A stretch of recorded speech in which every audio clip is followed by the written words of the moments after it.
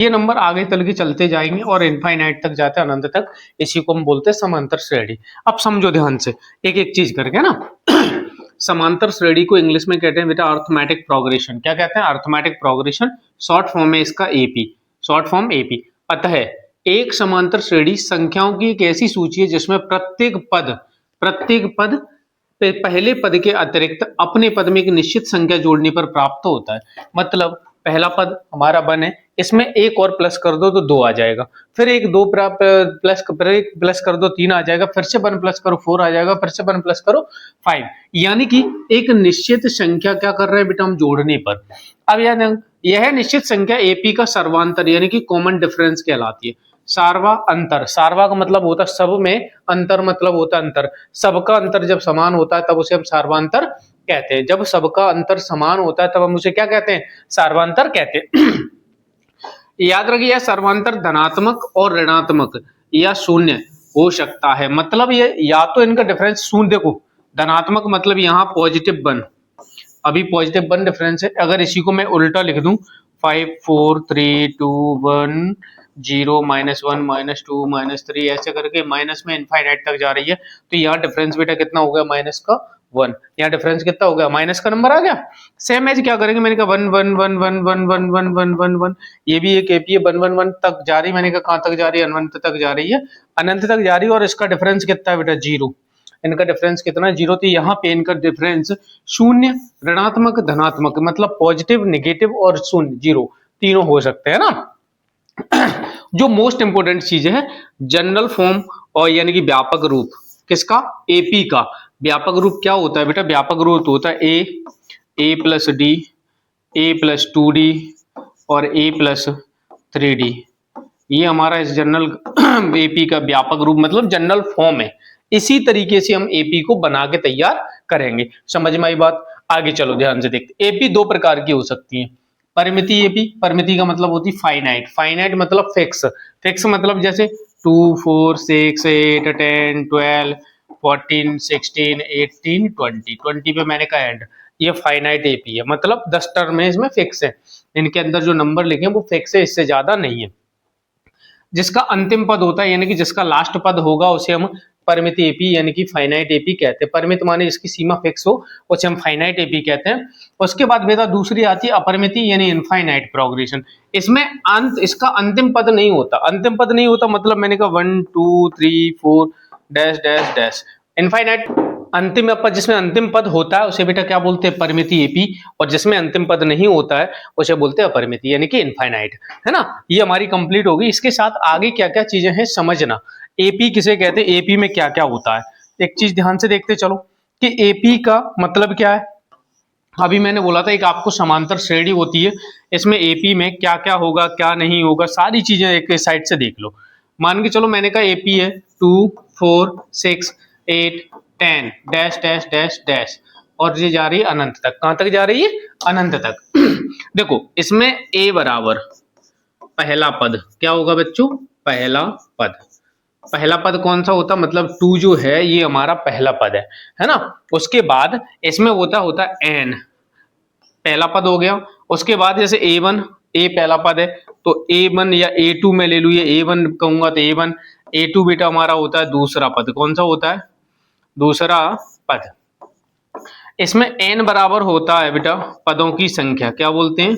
पदों की संख्या। क्या बोलते हैं? n बराबर पदों की संख्या। तो an होता है, an बराबर बच्चों होता है अंतिम पद। कौन सा पद होता है? अंतिम पद। an का मतलब होता है अंतिम पद। और यहाँ एक और चीज मिलेगी आपको d, d का मतलब होता है सार्वांतर। क्या होता है?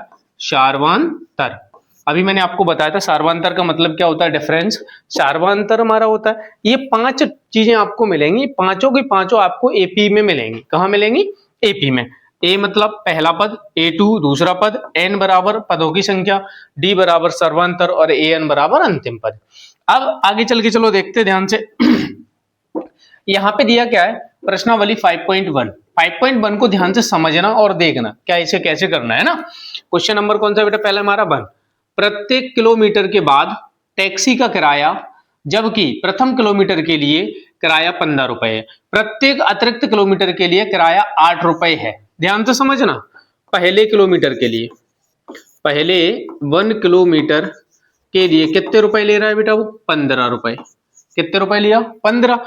तो दूसरे किलोमीटर के लिए यानी कि सेकंड के लिए कितना लेगा? सेकंड किलोमीटर जाएगा तो कितने रुपए लेता है? 8। यानी कि टोटल कॉस्ट यहाँ पे कितनी हो जाएगी? 15 + 8 यानी कि 23। अगर आप 1 किलोमीटर जाओगे तो 15 रुपए लगेंगे, अगर आप 2 किलोमीटर जाओगे तो कितने लगेंगे? 23 रुपीज।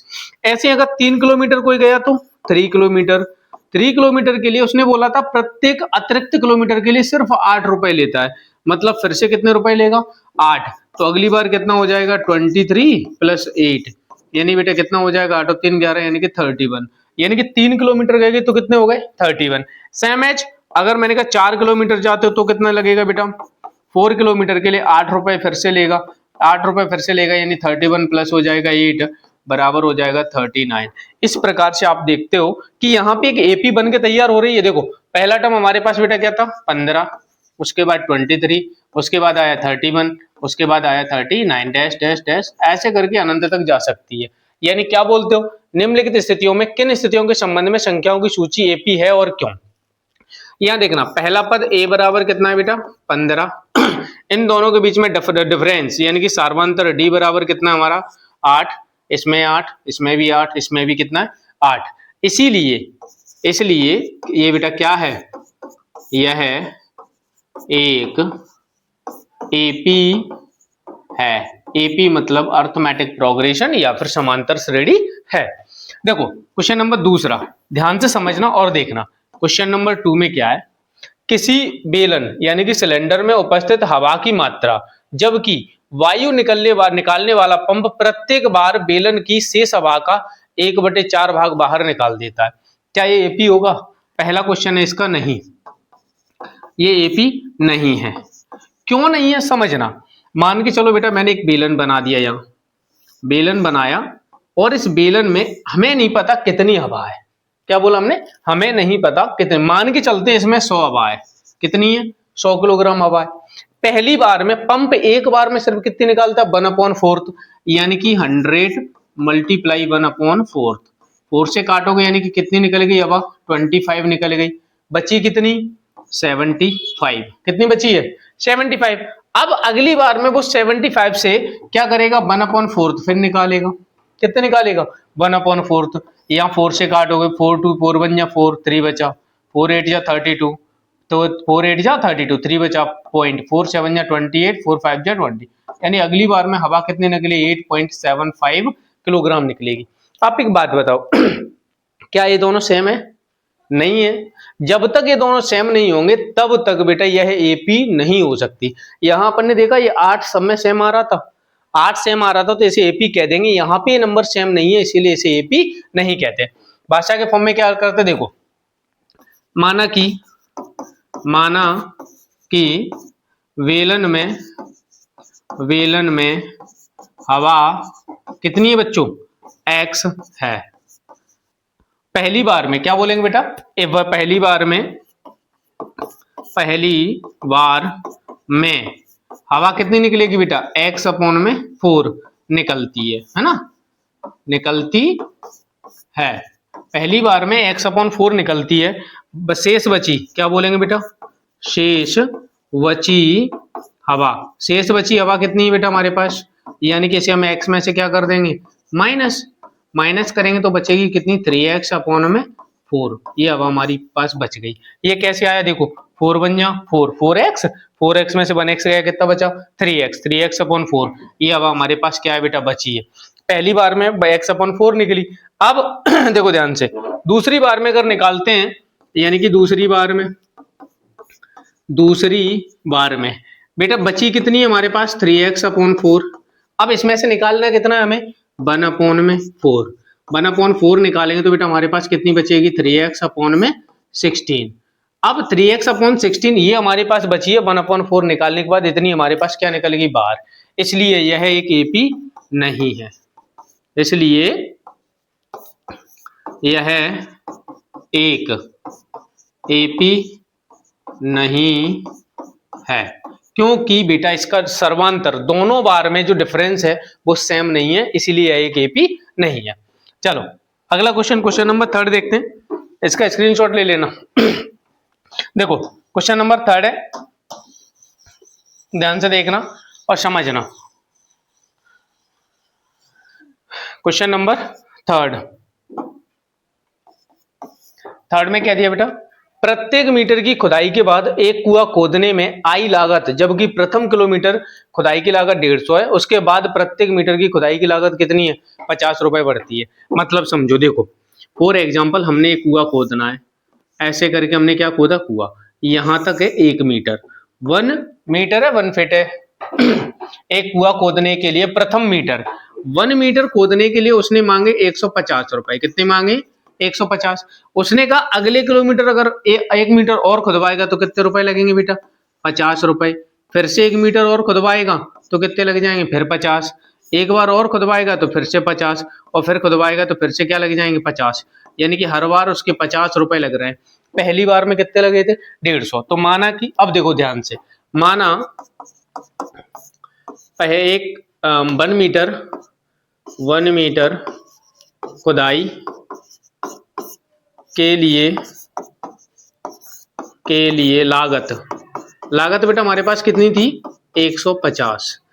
2 मीटर के लिए कितनी आ जाएगी, 2 मीटर के लिए 2 मीटर के लिए कितनी आएगी बेटा, 150। तो वो 1 मीटर के लेगा, अगले मीटर के कितने ले लेगा, 50। यानी कि 2 मीटर के कितने हो गए, 200, हाँ है ना। उसके बाद वो कहेगा 3 मीटर, कितना, 3 मीटर। 3 मीटर के लिए बेटा कितना लेगा, यानी कि 200 तो उसके पास थे, 50 रुपए और ले लेगा, तो कितना हो गया, 250। उसके बाद अगर मैं 4 मीटर की बात करूं, 4 मीटर के लिए 250 उसने ले लिए, अब उस 50 और ले लेगा, तो कितना हो जाएगा बेटा, 300। इसलिए अब क्या बोले, क्या ये पी है, हाँ, यानी कि पहला पद क्या हो जाएगा, 150, कोमा यहां ध्यान से पहले मैं लिख देता हूं, 150, 200, 250, 300। अब यहाँ पे ध्यान से देखोगे, अगर ऐसे जितना वो खुदवाएगा उतना पैसा मिलता जाएगा। यानी कि पहला पद ए बराबर बेटा हमारे पास कितना है, 150। शार्वांतर क्या बोलेंगे बेटा, शार्वांतर हमारे पास कितना है बेटा, 50। क्यों, हर बार 50 रुपए बढ़ते जा रहे हैं, कितने बढ़ रहे हैं, 50। इसलिए हमारा सर्वांतर 50 है। इसलिए क्या बोलेंगे बेटा, इसलिए यह एक एपी है, इसलिए यह एक एपी है। चलो अगला क्वेश्चन देखते हैं। क्वेश्चन नंबर 4 है, खाते में प्रत्येक वर्ष मिश्र धन जबकि 10,000 है की राशि 8% वार्षिक दर से चक्रवृद्धि ब्याज पर जमा की जाती है। अभी एपी है या नहीं है, ये आपको मैं एचडब्ल्यू में दे रहा हूं, ये क्वेश्चन आपको होमवर्क में करना है। सिर्फ ये बताना कि ये वार्षिक में ये एपी है कि नहीं। हिंट ये आपके लिए करने के लिए, 1 साल का चक्रवृद्धि ब्याज मान के चलो 10 रुपए है, तो क्या अगली साल 10 लगेगा, अगली साल बढ़ के लगता है, बढ़ के लगता तो इससे पता करना क्या ये एपी है, हो तो बताना, नहीं तो मना करना। और अगर नहीं आए तो कमेंट में बता देना, मैं आपको सॉल्व करके बता दूंगा।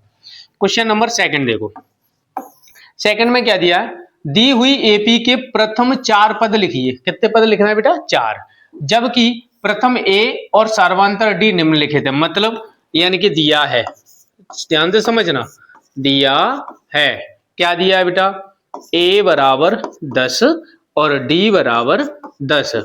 अब प्रथम पद है हमारे पास, ए बराबर यानी कि प्रथम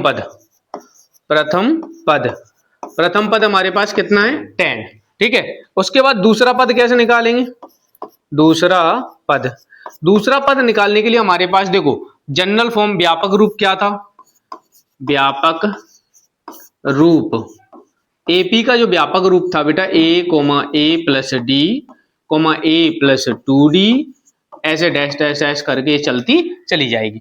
अब देखो ध्यान से, दूसरा पद निकालने के लिए हमें क्या करना है, 10 प्लस 10 बराबर आ गया 20। उसके बाद तीसरा पद, कौन सा पद निकालना बच्चों में, तीसरा पद कैसे निकालेंगे, 20। जैसे तीसरा पद अगर फॉर्मूले में रखें तो a प्लस 2d, a की वैल्यू बेटा 10 प्लस 2 मल्टीप्लाई डिफरेंस हमारे पास कितना है, 10, 10 2 जा 20, यानी कि 10 प्लस 20 बराबर कितना आ जाएगा बच्चों, 30।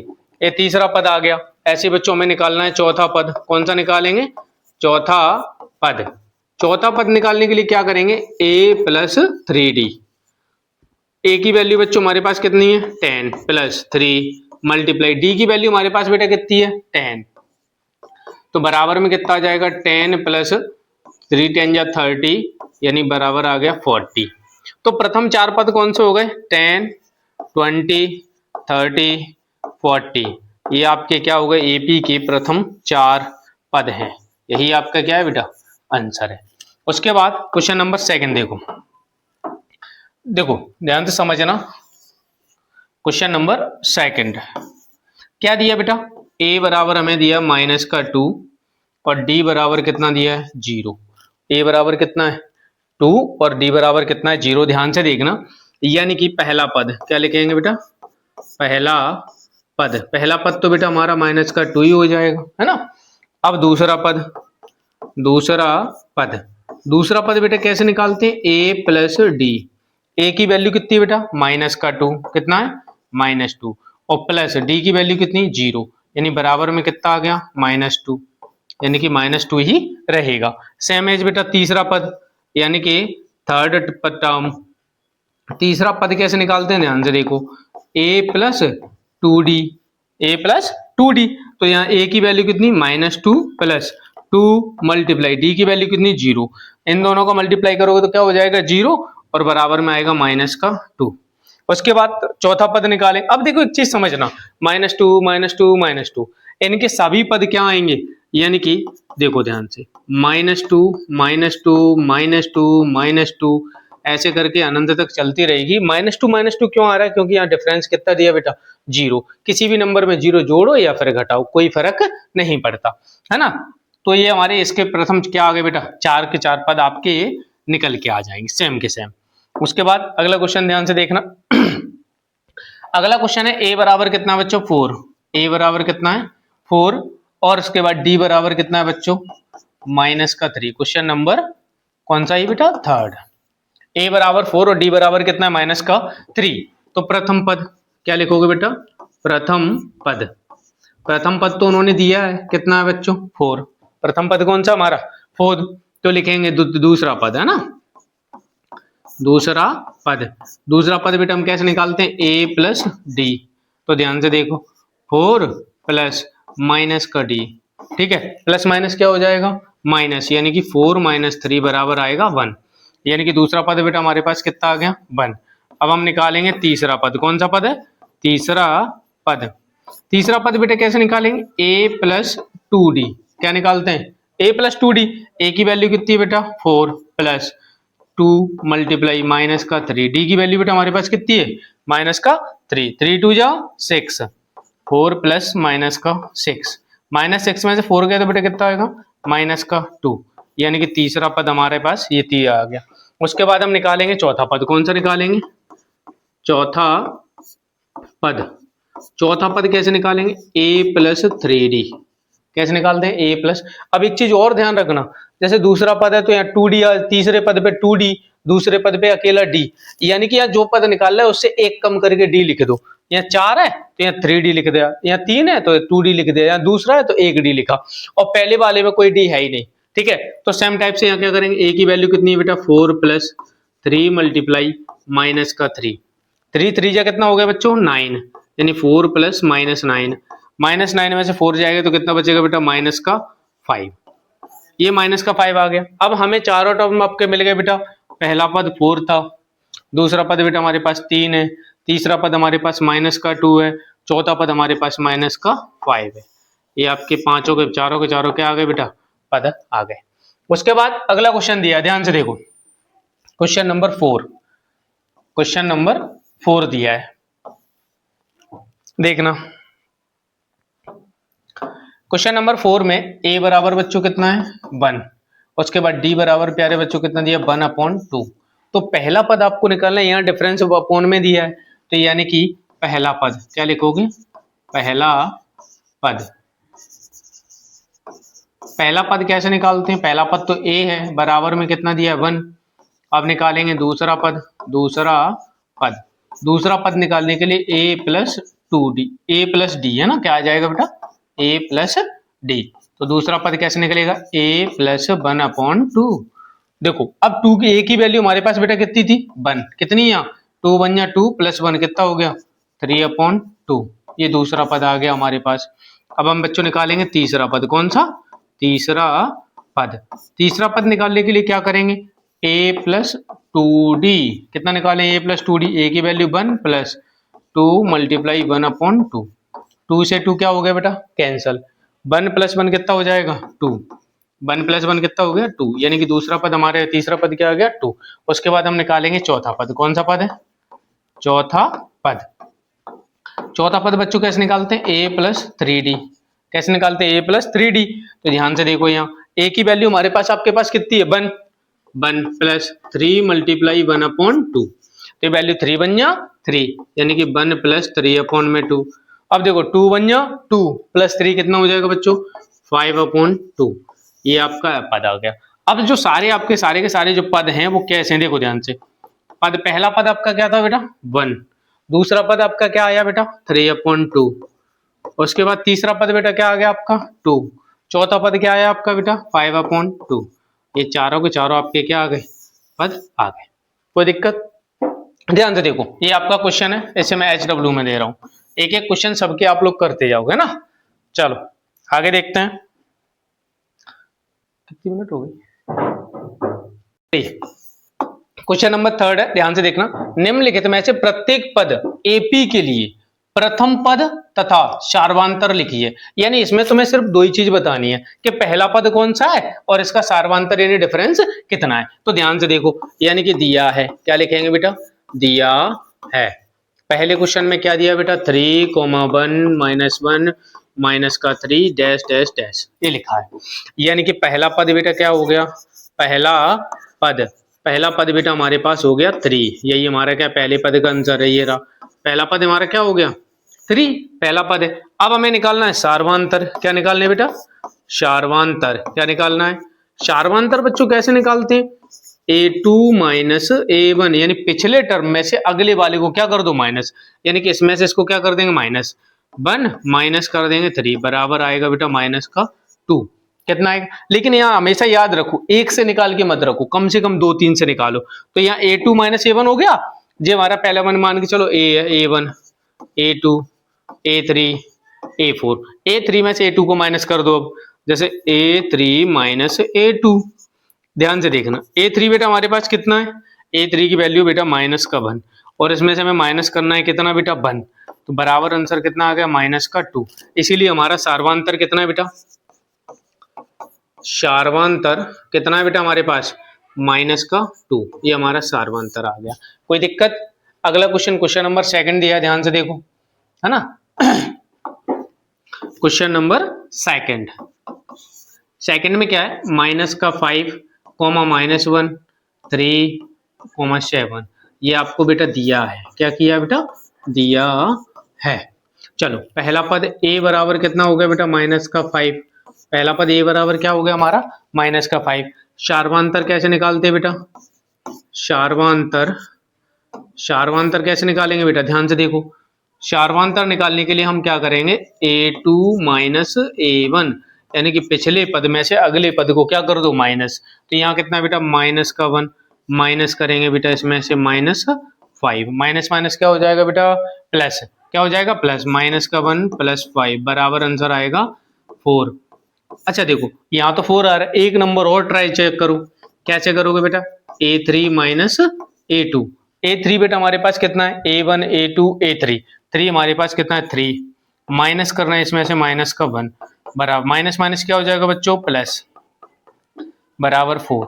यानी कि सार्वंतर आपके पास कितना आ गया, सार्वंतर कितना बच्चों हमारे पास 4, और पहला पद हमारे पास क्या आ गया है बेटा 5।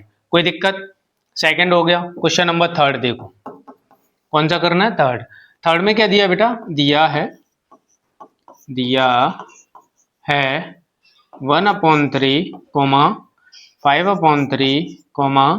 9/3, 13/3, बेटा ये हमें दिया है। अब ध्यान से देखो हल कैसे करते हैं। पहला पद यानी कि a बराबर कितना हमारे पास 1/3, हाँ या ना, a बराबर कितना है 1/3।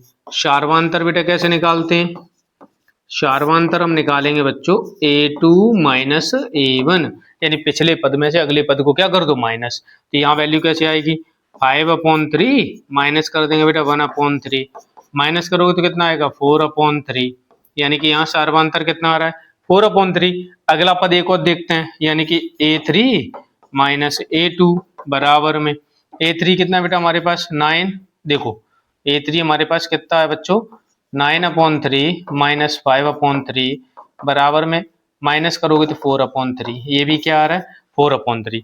तो बेटा सार्वंतर कितना हो गया, सार्वंतर बच्चों आपका हो गया 4/3, ये सार्वंतर आ गया है ना। चलो क्वेश्चन नंबर 3 हो गया। सेम एज बेटा क्वेश्चन नंबर कौन सा करते हैं, क्वेश्चन नंबर हमारे पास 4 है, ध्यान से देखना है ना। क्वेश्चन नंबर 4 में क्या दिया बेटा 0.6, 1.7, 2.8, 3.9, ये बेटा आपको दिया है, क्या है बेटा दिया है। ध्यान से देखो a बराबर बच्चों क्या हो जाएगा, पहला पद 0.6, ये हमारा पहला पद हो गया। सार्वंतर हमने अभी देखा था, सार्वंतर कैसे निकालते हैं बच्चों a2 माइनस a1, a2 कितना है बेटा 1.7 माइनस का 0.6 बराबर में कितना आएगा 1.1। ये पहला, एक बार और चेक करो, यानी दूसरा सार्वंतर यानी कि d2, इसे चाहो तो d1 और इसे d2 भी मान सकते हो, यानी कि a3 माइनस a2। उसके बाद a3 कितना बेटा 2.8 माइनस 1.7, माइनस करो कितना आएगा 1.1, यानी कि सार्वंतर बेटा कितना आ गया, सार्वंतर आपका आ गया 1.1 और पहला पद आपका कितना आ गया है 6। ठीक है, इसके साथ में आपके ये क्वेश्चन नंबर 3 कंप्लीट है। चलो क्वेश्चन नंबर 5 में इसमें बेटा 15 क्वेश्चन है, तो ये सारे के सारे क्वेश्चन अपन बाद में सॉल्व करते हैं। ओके।